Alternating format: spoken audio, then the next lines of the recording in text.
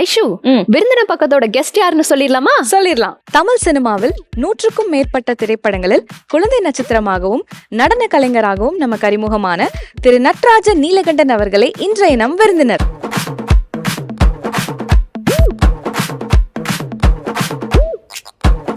வணக்கம். வணக்கம். எப்படி இருக்கீங்க? நல்லா இருக்கு. ஆஹா, நீங்க வந்ததுமே அப்படியே ஒரு மாதிரி கலக்கலன்னு பாசிட்டிவிட்டி. அப்படிங்களா? ரொம்ப நன்றி.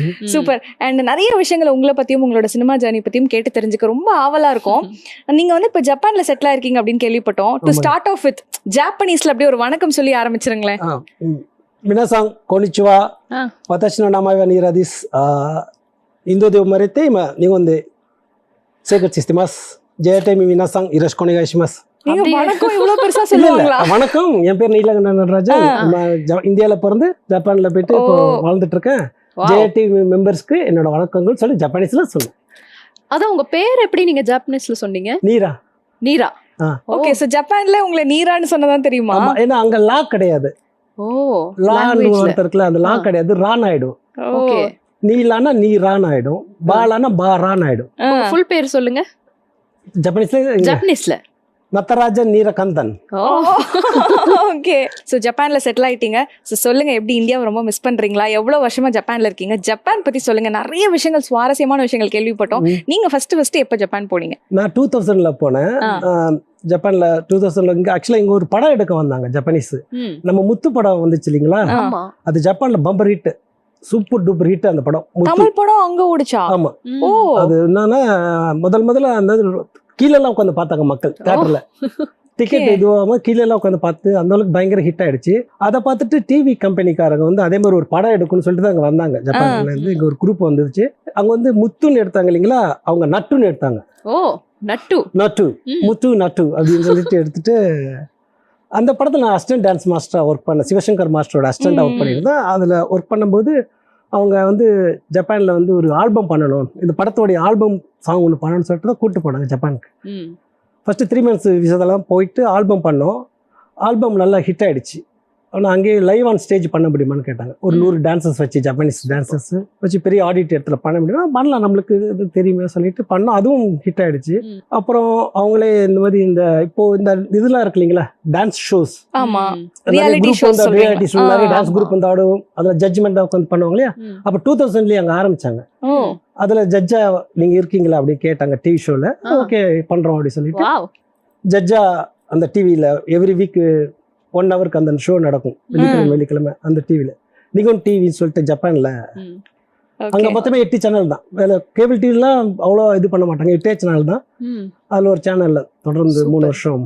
ஓகே. நீங்க அந்த டைம்ல போனனால ஜாப்பனீஸ் அப்பவே உங்களுக்கு தெரிஞ்சிருந்ததா இல்ல அப்பதான் லேர்னிங் ஸ்டேஜா? எப்படி சமாளிச்சீங்க? இல்ல, எனக்கு சுத்தமா ஜப்பனீஸ் தெரியாது, இங்கிலீஷும் தெரியாது. அப்போ நான் ஸ்கூலுக்கே போனதில்ல. சின்ன வயசுல இருந்தேமா? எப்படி? ஆக்சுவலா சின்ன வயசுல எப்படின்னா, வீட்டை வந்து ரொம்ப கஷ்டப்பட்ட ஃபேமிலி. திருநெல்வேலி தான் பிறந்த 4 பசங்க. அம்மா அப்பா இல்லை. அப்பா போயிட்டாரு, வெளியில போயிட்டாரு அம்மா விட்டுட்டு.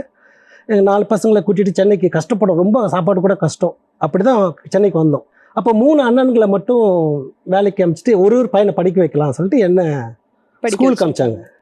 அந்த கவர்மெண்ட் ஸ்கூல் இருக்கும் ராம் தியேட்டர் பக்கத்துல, அரசினர் மேல்நிலைப்பள்ளி, அந்த மாதிரி அந்த ஸ்கூல்ல தான் சேர்க்கும்போது நான் டெய்லி ஸ்கூலுக்கு போயிட்டு வரும்போது அங்கே டான்ஸ் கிளாஸ் கொண்டு இருந்தது.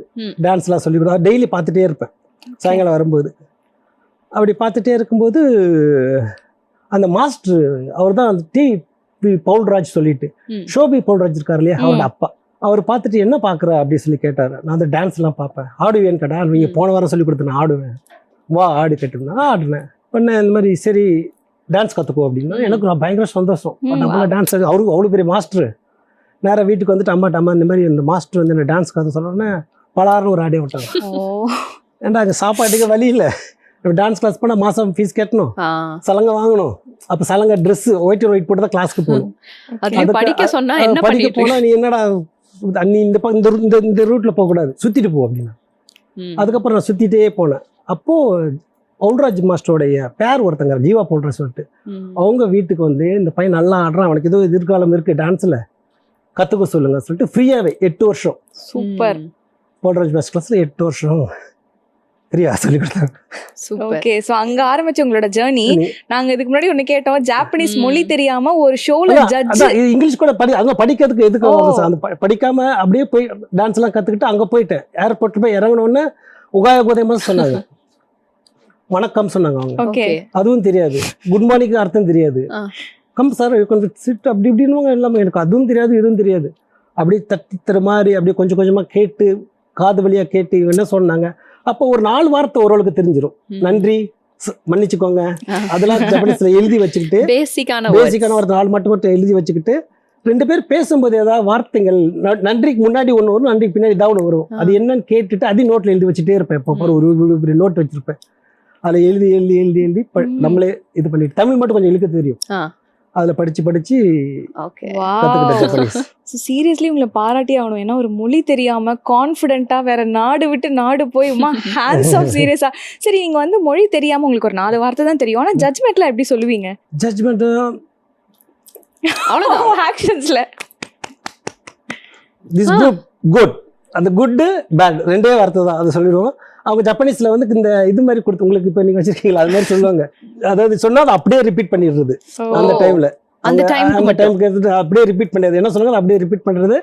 புரியலன்னா அவங்க டிரான்ஸ்லேட் பக்கத்துல யாராவது சொல்லி கொடுத்துருவாங்க. அந்த மாதிரி அப்போ போக போக போக நாங்களே நல்ல கவுண்டர்லாம் கொடுக்க ஆரம்பிச்சு இப்போ நல்ல எழுதுவேன், படிப்பேன் ஜப்பனீஸ். அது மட்டும் இல்லாம ரொம்ப கைண்டா இருப்பாங்க அப்படின்னு சொன்னனால ஷோஸ்ல வந்து உங்களுக்கு எல்லாரும் சப்போர்ட் தான் பண்ணிருப்பாங்க இல்லையா? ஆமா, ரொம்ப கைண்டா இருப்பாங்க. அதுவும் நம்ம இந்தியன் மேல ரொம்ப மதிப்பு ஜாஸ்தி அவங்களுக்கு. இந்தியன்ஸ் மேலனா கொஞ்சம் ரொம்ப மதிப்பு ஜாஸ்தி, நல்ல மதிப்பு இருக்கு, இன்னும் இப்பவும் இருக்கு அந்த மதிப்பு ஜப்பனீஸ்க்கு. ஜப்பான்ல டான்ஸ் ஆட போனீங்க, உங்களுக்கு ஒரு காதல் கதை வந்து இருக்கிறதா நாங்க பாக்குறோமே. அந்த காதல்னு சொன்னனே மூஞ்சி